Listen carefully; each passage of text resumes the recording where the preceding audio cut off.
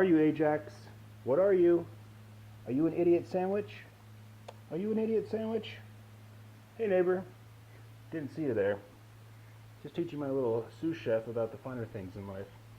Hey internet, welcome to another episode of LBEB Kitchen. I'm your host, me, and today we're going to make chorizo. Chorizo and I have a bit of a rocky history. I really have only liked it for a couple months, and I think it's because most of the time when I ate chorizo, it was basically spicy sausage. We're not going to use just pork today in this chorizo. We're going to use beef too. And I really think it'll probably be the best chorizo you've ever had, and on top of that, it's probably the easiest recipe that I've posted lately. So, here's what you'll need. 2 tablespoons of garlic, ½ cup of red wine vinegar, 2 tablespoons of water, a can of chipotle peppers and adobo sauce, 1 ancho chile, 1 tablespoon of salt, a ½ teaspoon of black pepper, a pound of ground, and a pound of ground pork. So when I said it was an easy recipe, I wasn't joking. All we're basically going to do is take all these foods, blend them up, and then mix them in the bowl with the meat, and then put it in the fridge and then cook it. So I normally use a food processor. Today I'm using the Magic Bullet. Christina uses it for smoothies, but it works pretty well with this, even though it has the name of a dildo. So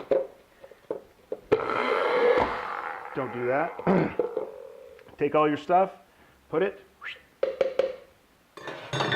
in a blender, a food processor, or a Magic Bullet, and you're just going to blend it up until you get a bit of a paste.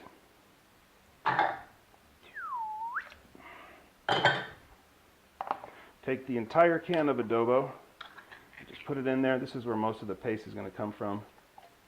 You can use ancho chili powder if you want, but I actually like using the whole chili pepper itself.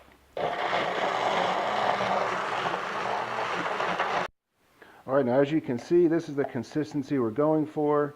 Not too watery, not too dry. If it's too watery, it's not really going to soak into the meat too well, so we're looking for about this consistency. Cool, that was about the most labor-intensive part. So now we're going to take our ground pork, and you're going to put it in the bowl. Get a large enough bowl to where none of this is going to spill outside, because you don't want to be wiping up this chorizo sauce off your counter. Again, 93.7 beef for leanness. Anything less than that, or anything more than that, and you're just going to end up with a bunch of liquid fat in your pan and a lot less protein than you were planning for. Beef in the pan. It's a little bit cold, but it'll still mix up nicely. Okay, now the sauce itself. We're going to be mixing this with our hands, so it's going to be doubly important to not only wash your hands before, wash your hands after. Because if you touch your eyeball or your butt or your whatever, you're going to be in a real bad spot. So just take all this, mix it up very thoroughly with your hands. Break up any pieces of meat that you can. The last time I made this, I noticed that it really turned the meat somewhere between the fluffiness of that taco meat I made earlier this week and just regular ground beef. So this should come out into a pretty soft texture by the time it's done cooking. And I found that mixing the pork and the beef together gives it a texture that you really can't get from either of them by itself. So don't let the color of the sauce fool you. It's really not going to be that spicy. It's just going to be very smoky, strong taste of chipotle, but again, unlike any chorizo you've probably ever had. Okay, so now make sure your hands are washed just a little bit, because you're going to need to touch the meat again right now. Take some foil, line the bottom of whatever baking pan you have is fine. Just make sure it's a little bit deep.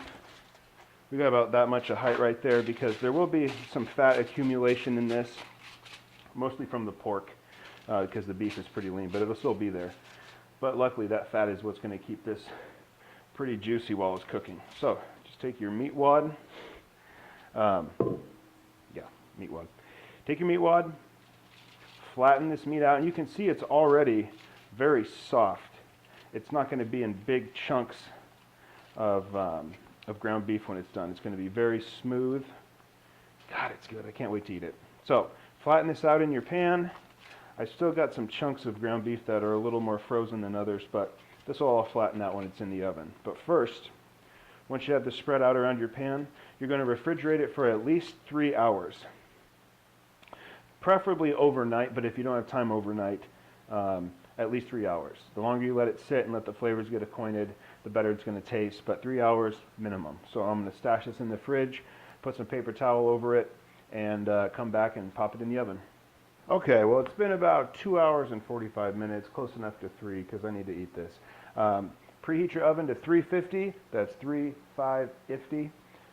Put this in there for 30 minutes uncovered. If you have foil that comes up over the lip of the pan, that would be best because there is going to be a pretty decent amount of fat in here.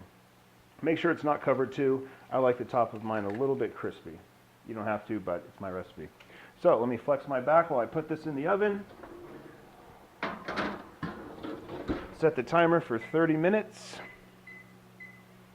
And that's basically it. I'm going to eat it with some cilantro rice when I'm done. I made the recipe for that last week, so you can just combine these videos if you need to, and we'll take a look at it when it's finished. All right, well, chorizo's done. Let's take it out of the oven and check it out. Well, yeah, as you can see, there's a fair amount of fat in that pan, but that's all right. It kept the meat juicy. Let's give it a taste.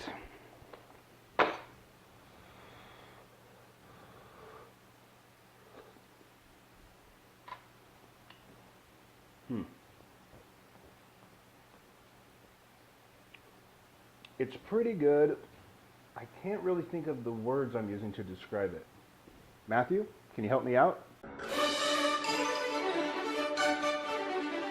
Jesus Christ, pull it together!